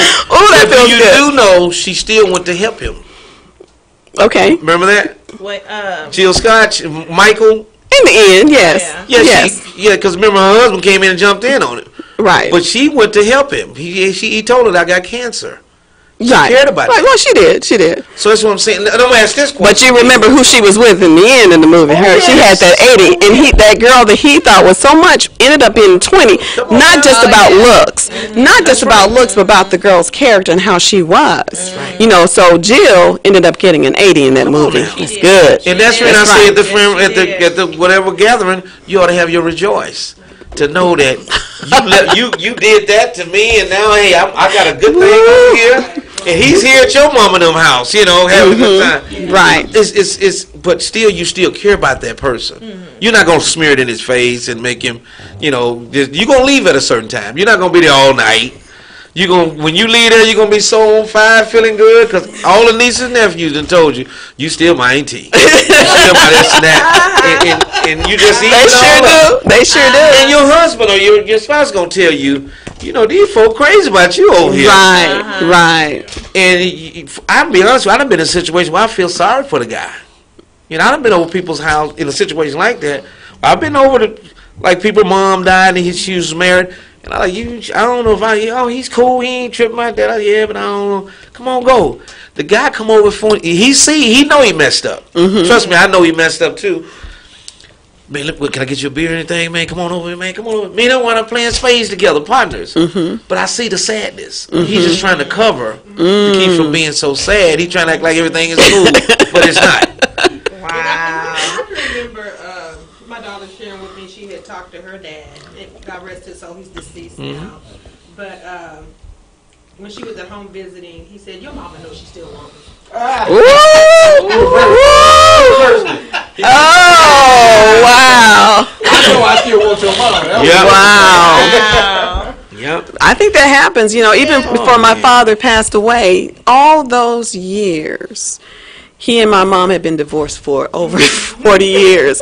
And my dad said all the time, that's my wife, that's my wife. I'm like, you've been divorced for over 40 years. How's that your wife? He went to his grave still saying, that's my wife, that's my wife, because he still loved my mother. But he knew he messed up. Come on now. He knew he messed up. That's when he got to do something to cover it. Like I said, when my grandmother passed away, it broke me down pretty good. I didn't sit with the family. I sat in the back, kind of like about middle ways of the church, kind of like in the back of the family. And I'm with my new wife now, Angela. One now. So I'm kind of, my brother come over there and got me started. You know, he come over there trying to wipe my face, and it got worse. Before I knew anything about 3 old girlfriends. I'm sitting here with I really got scared in the funeral. I'm sitting here with Angela, and she got, and my auntie is sitting on this side. She came back there where I was. 3 girlfriends that I had in high school and college was standing up behind me, rubbing me on my shoulder. One was on this shoulder. Wait a minute, rubbing you on your shoulder. My wife's sitting right here, and my auntie Dorsey. She's sitting right here. 2 of them was behind me like this, and one came in the aisle and brought the tissue. And I looked up, I'm like, okay. But when I turned around to see who these 2 were, I'm like, woo! We got to get you in the ground. It scared me. But then I'm sitting up here trying to figure out, what in the world made them do that? You know? You just don't know how nobody care about you.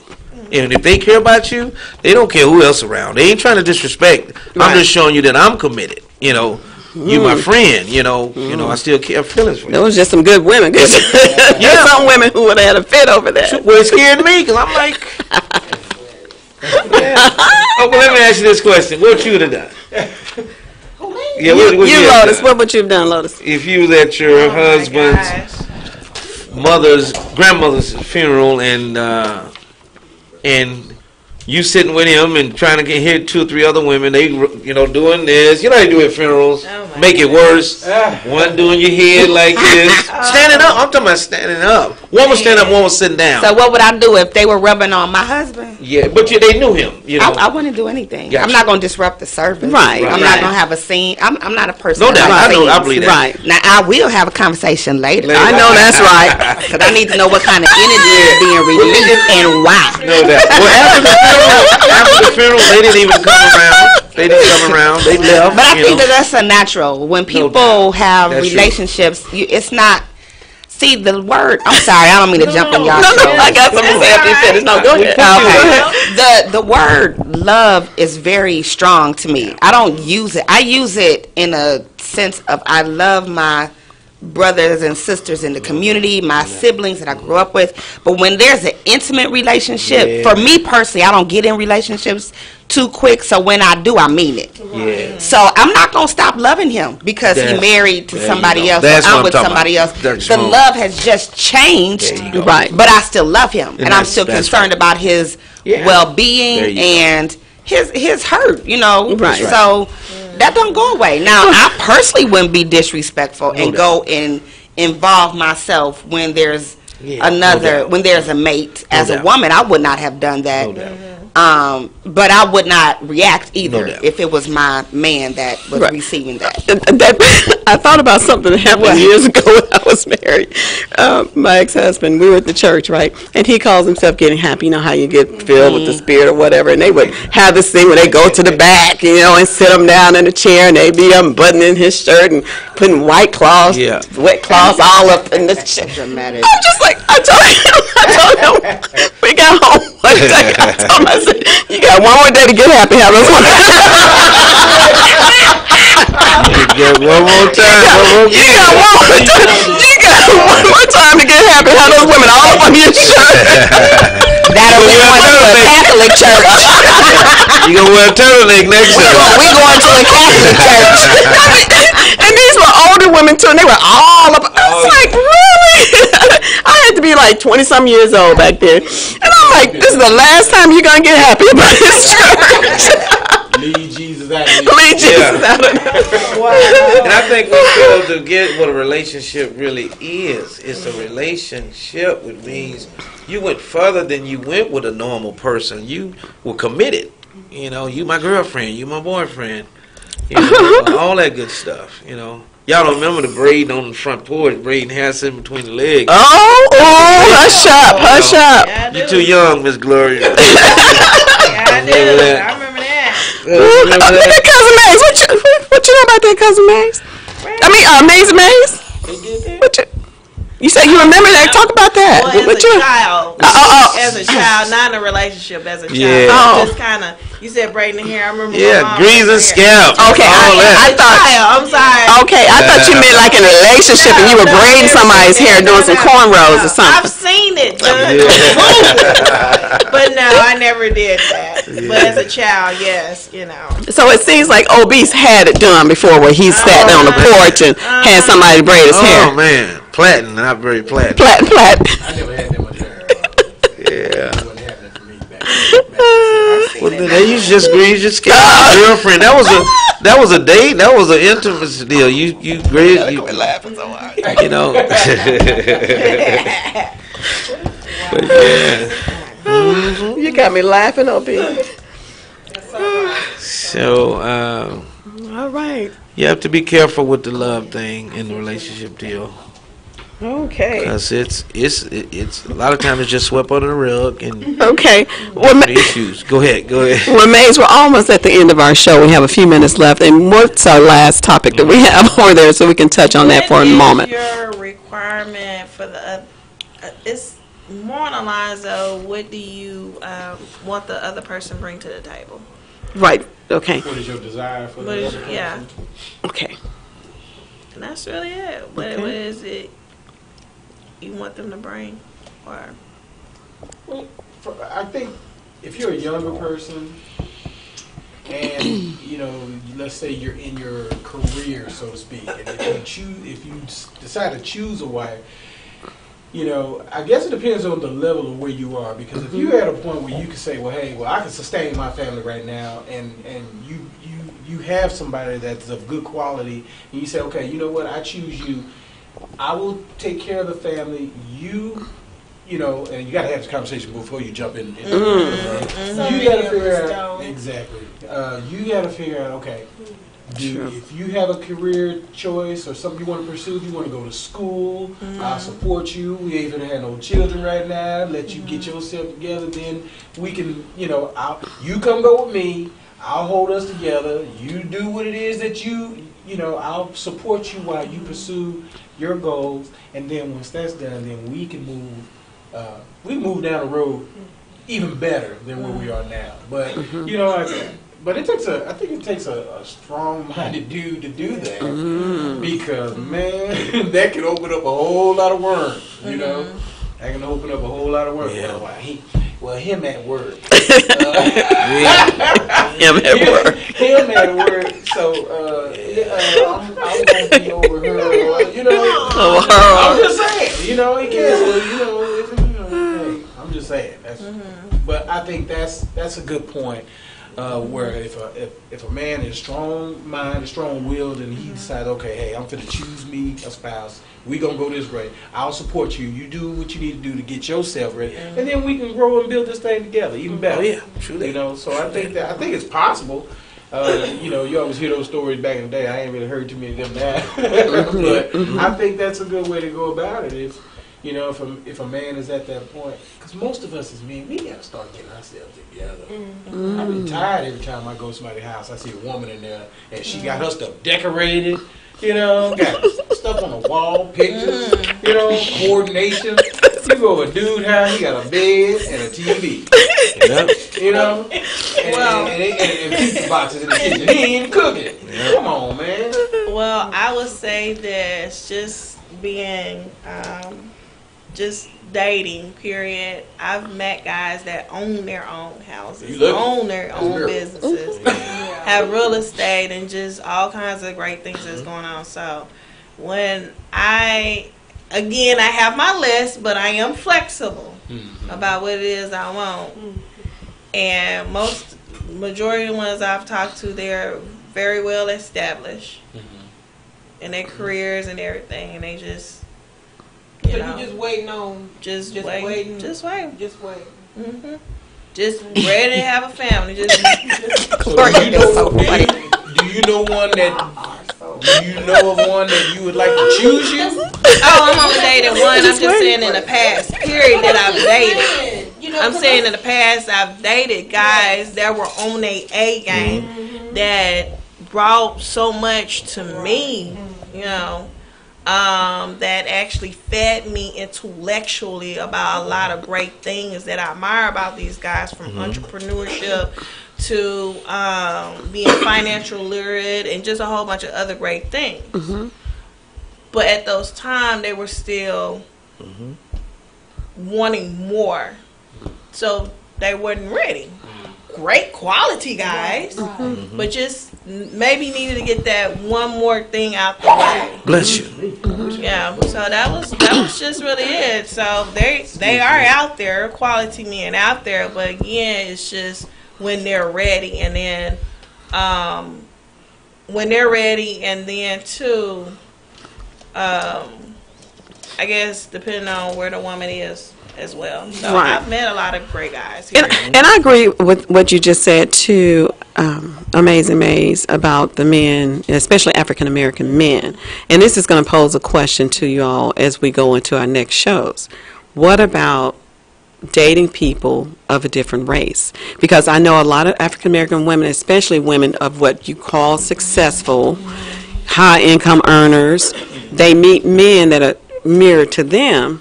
But these are things that happen with brothers. They're dating, they're married, they're dating white women, or some of them are gay. And so that leaves black women, if you're mirroring a man, it's like it kind of leaves you out, you know, because the ratio is not even.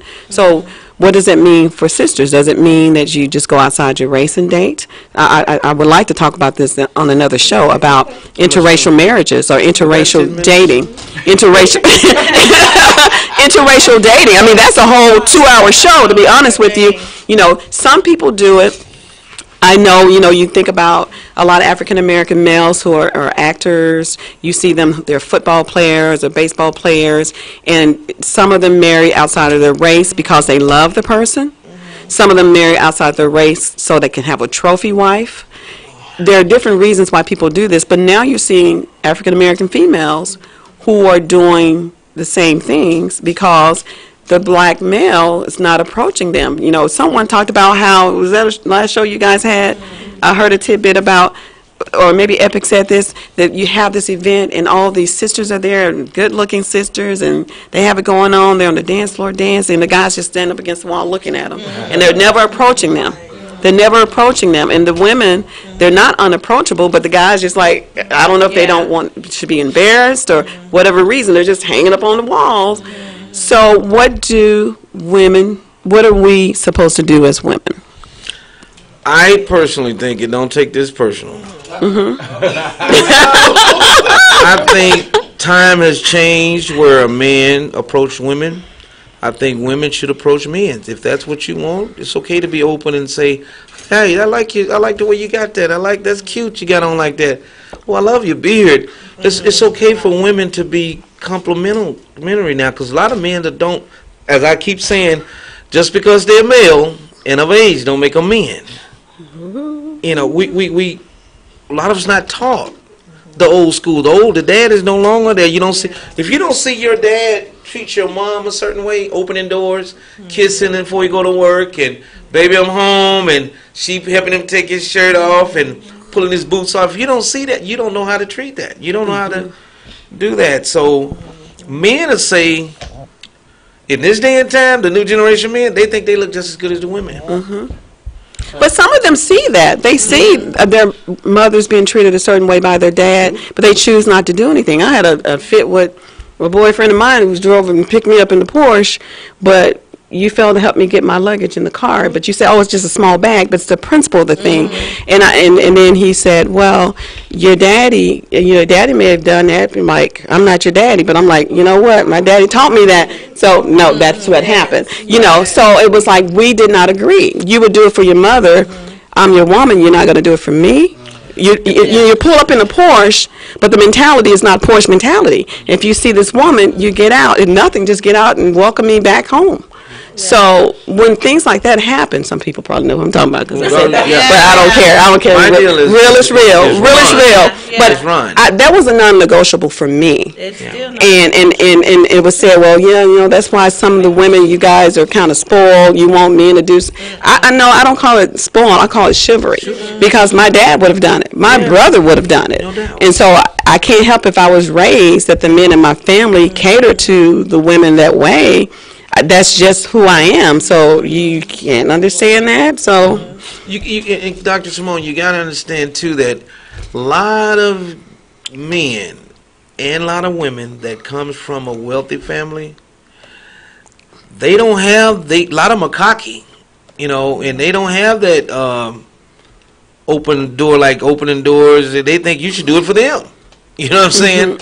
I've dated women that was so struck on, oh, you're not gonna open the door for me, you know, like coming out the house.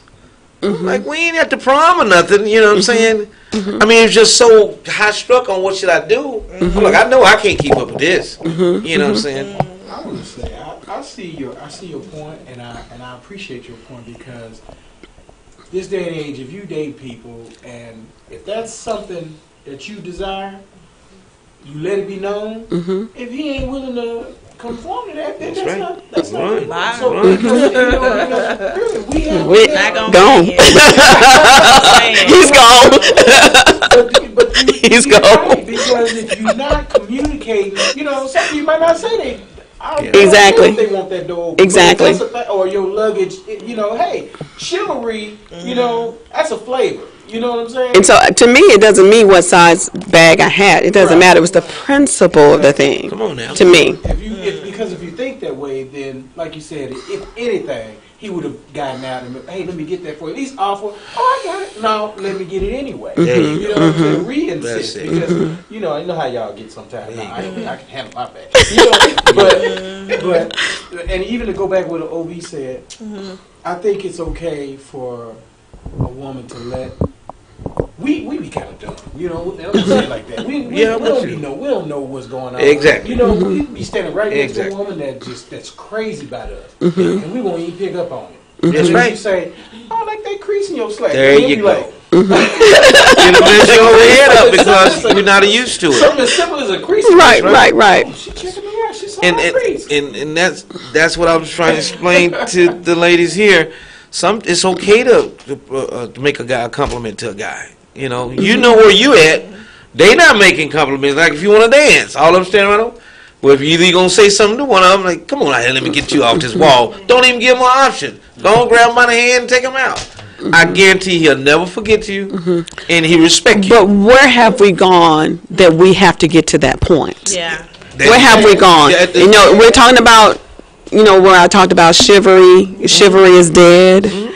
Where have we gone? And it's status quo again. And like I talked about, it's status quo. You know, that men do that. Where have we gone, though, when we talk about chivalry? Is there no such thing anymore?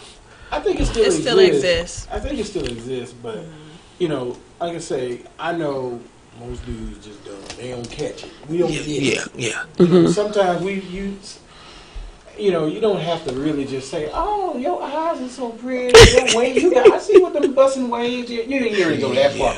I mean, a little nudge. Sometimes we need a little nudge. Yeah, true that. That's what I'm saying. Not a shove.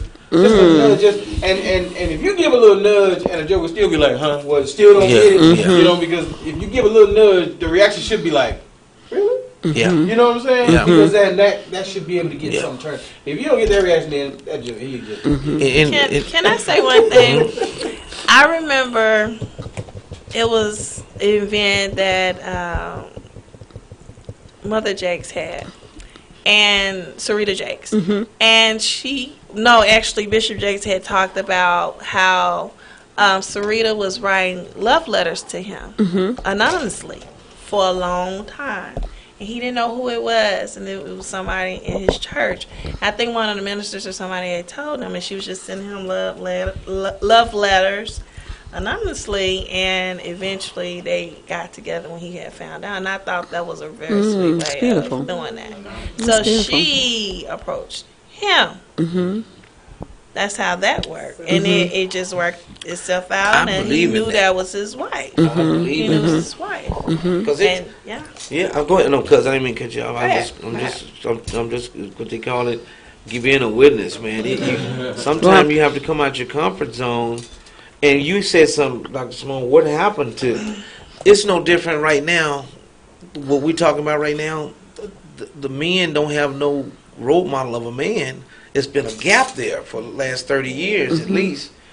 It's no different than asking a 21-year-old to cook Thanksgiving dinner. Female. Man. Hey, I'm coming over your house. My mom and them going out of town. You say your mom going out of town. Hey, you cook dinner. I'll buy the food. You cook it. I help you cook it. Wow. Cook what? Wow. I'm gonna cook turkey dressing. I don't know how to do that. We better go to Luby's and get something. So what I'm saying is, ladies, what y'all are missing, and you're not going to get it, is no different as asking a 21-year-old young lady to cook Thanksgiving dinner. It's not that she missed that mark. Grandmama, big mama gone, grandmama gone, mama 45. So are you saying that they need to institute some classes in public school for this? Now, don't put it on the schools. Look, we got enough to do. We got enough to do with Maze. No, home. Put it back on the home. We got enough work to do done with Maze. It starts at home.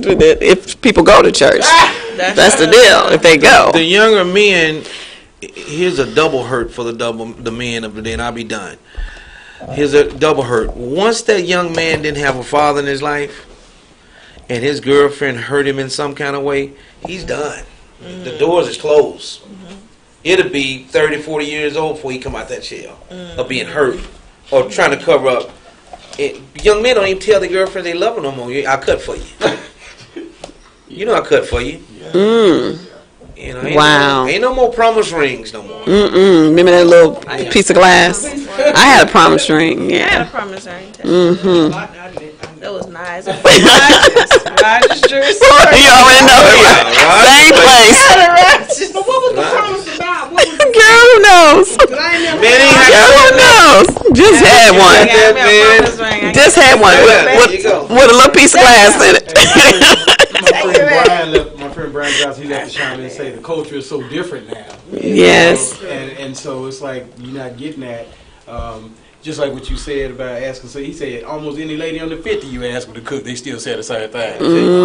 My sister still. I said most. That's true. I cook a mean meal. She cooks a mean meal, guys. I cook. I do it all. I'm gonna say this. I know we off the air, so do we need to close out or? Yes. Yeah. 8 o'clock. 8 o'clock. But don't go nowhere. Stay tuned. Thank y'all tonight, all you listening in. We've had a great show. I know I have. Yeah. It's definitely been, and we have some announcements before we leave. Sister Lady G. Like Sister Lady G. Sister Lady G. I love it. She laughing. Okay, Sister Lady G. Yeah, we do have some quick announcements. We have on March 10th from 8 a.m. to 8 p.m. We're going to have the jet relays. What is it? The Soul Festival over in the at Clark Stadium in Fort Worth, Texas. Cool. HighVibe is a part of that. HighVibe, we thank you. HighVibe is going to be with that. And also we have the luncheon. It's our turn. Heal the women, heal the world. And that's going to be Saturday, April 7th at 11 a.m. Is that going to be at the Brick House? At Brick House, a HighVibe production. Okay, in Arlington, Texas. And that's going to be with Lotus J and her guest that she's going to have there. Tickets, sponsors, vendors, you're more than welcome to participate. You can drop us a message on HighVibe Media Group or BH Lounge Arlington. Y'all got that? All right. Okay, OB. All right. Once again, we had a great show. I definitely got educated on some great things. Y'all definitely have always got some great input that definitely helped me on some things that I can look back on and say, man, if I had that kind of respond to what regular problems that we have in life, man, I'd have took some other routes. So the conversation. The conversation. The conversation. This has been the conversation. Conversation. All right, that was funny.